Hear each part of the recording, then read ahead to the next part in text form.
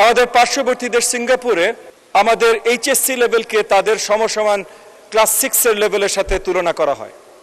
বিগত 20 বছর ধরে প্রাথমিক শিক্ষায়, গণশিক্ষায় আমরা যেই লেভেলের অরাজকতা দেখেছি, সেটা এখন পরিষ্কার যে আমাদের বিশ্ববিদ্যালয়গুলোতে পরীক্ষা দিতে যেয়ে আমাদের শিক্ষার্থীরা পাশ করতে পারে না অনেক জায়গায়।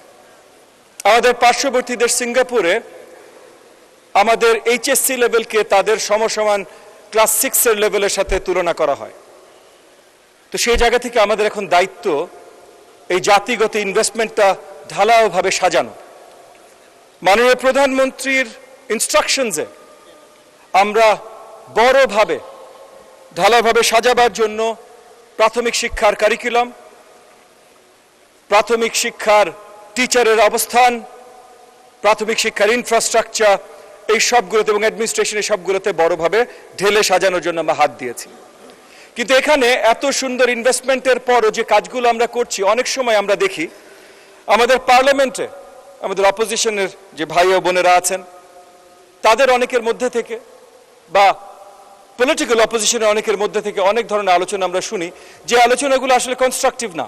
এ গ্রেড ক্লিংকারের কনফিডেন্স সিমেন্ট, বাংলাদেশের হৃদয় জুড়ে।